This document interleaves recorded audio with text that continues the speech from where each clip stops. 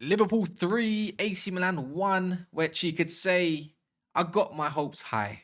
This team, the fun doesn't exactly last that long, does it? This team just doesn't decide they want to settle down, maybe lose another one, go from there, have some more joy, get one loss, then two losses, then three. It just doesn't work for Liverpool, does it? Just spoil my fun. Why not? Spoil my night. How do you feel about that one?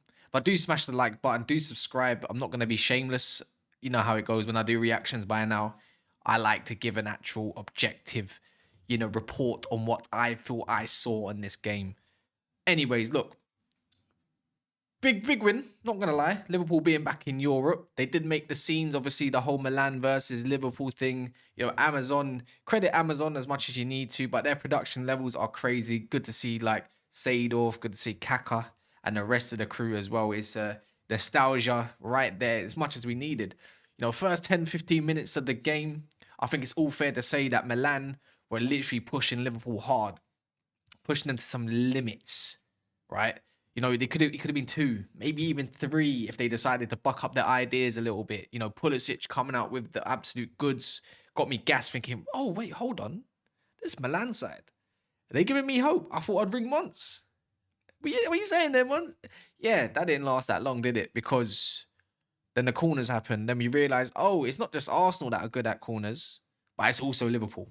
Then there's that brick wall setting of KONATE where he decided, wait, hold on. Reinders is against me. Hold my beer. An absolute crushed to the back of the net. Absolutely flattened him. It was done. And you know what? After that, it was just a massive swing. Liverpool had something like 19, 20 shots the whole game. But in that first half alone, not gonna lie, it's just that Liverpool aura that really pees me off. Yeah, when it's just like, oh, I can feel the swing. I can feel the momentum all the time. And now there was me thinking like, oh, you know what? I think Bournemouth could get something at Anfield. That nervous laugh. But yeah, look. After that, it was cruise. It was cruise after that. Van Dijk header, nail in the coffin. 2-1 doesn't matter. Salah hitting the bar. Which could have made the equaliser in the first place. Hit the bar again.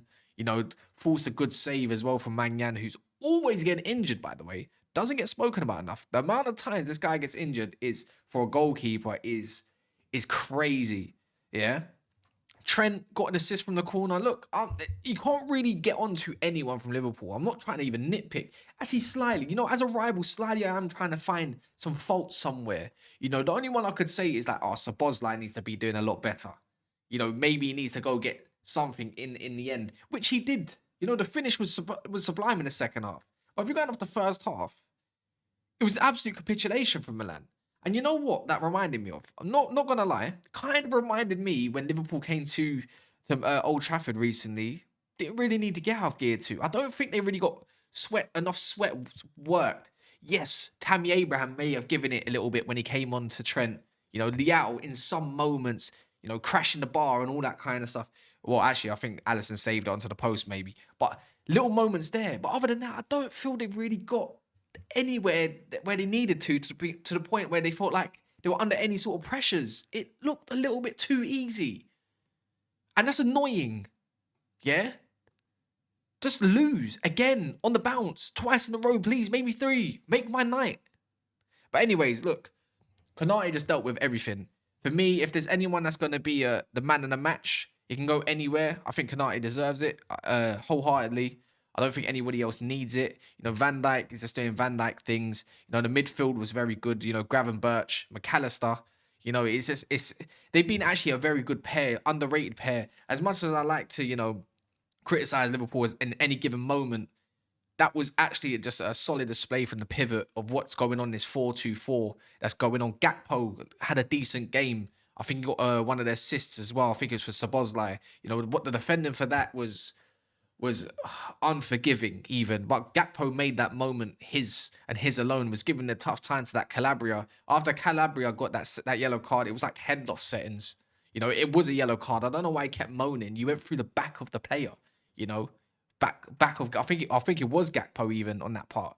But yeah, On that notice, I can't really see it going any other way but Liverpool getting the W, 3 points. You know, like to the point I was actually tuning in and trying to find other results. You know, you seen Bayern slapping teams 9-2, then Madrid going getting fashion of 3-1s.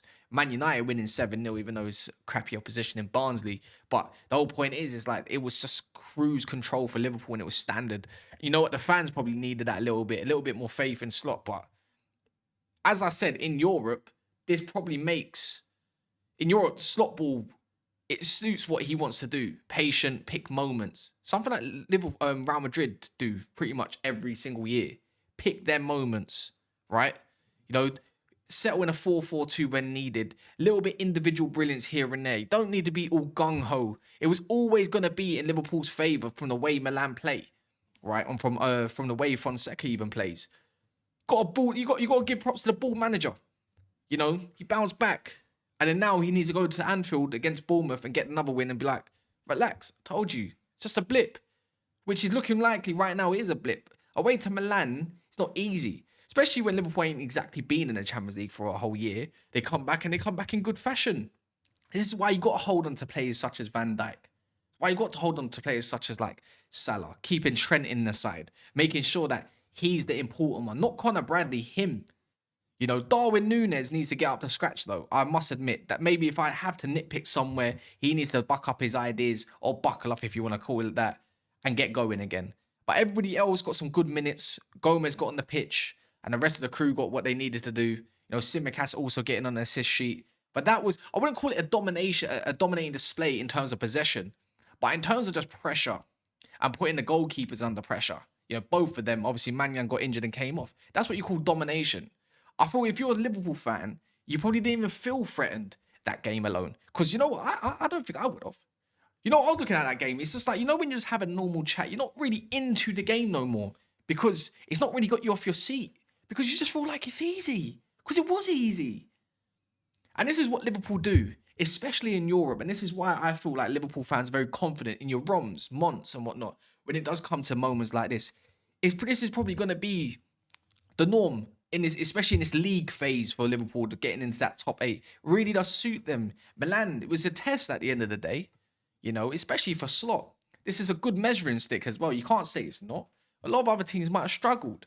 You know, I got ahead of myself, kiss of death, Liverpool in 3-1. And I can't mock them tomorrow. But you know what? Can't mock my own team either. I don't know who you lot's man of the match were or like who stood out for you the most. Because I like to try and find players that don't really get their flowers as much as the next person, the obvious. But KONATE in Europe, yet again, even if it was like Europa League, again, just hitting that form at a good time, that right time, especially with all the games coming up for Liverpool in the next few weeks. You know, you're gonna need displays like that. So yeah, man, it's like KONATE, I feel like he gets a little bit too much disrespect for my liking. You know, for a player I feel that is solid. I used to disrespect him on a regular. You know, but him and Van Dijk looks like the partnership going further forward. Kwanzaa's gonna have to work his way in. I don't know who else needs to really buck their ideas up, but it will get there.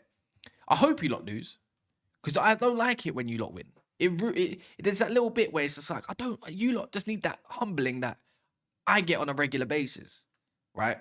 But yeah, we'll get there. We'll see about that. I think Jota could have done a little bit better today. But it was a bog standard thing. I was even debating, should I even make a video? I should be fair, because you know what? If it was my team, I would have made a video. If it was another team, I might have done it at the same time. But you just gotta give credit when credit's due, isn't it? You know, don't tell Monts I said my bad for phoning you when you was 1-0 down. Just don't tell him, yeah. All right, smash the like, subscribe as well. That would be a blessing in itself. Good win for Liverpool. I don't know who you got next. I'm pretty sure there's going to be a game at Anfield coming up. You know, Villa, I know they won. Going to get gassed. So there's no one to really mock. But on to tomorrow.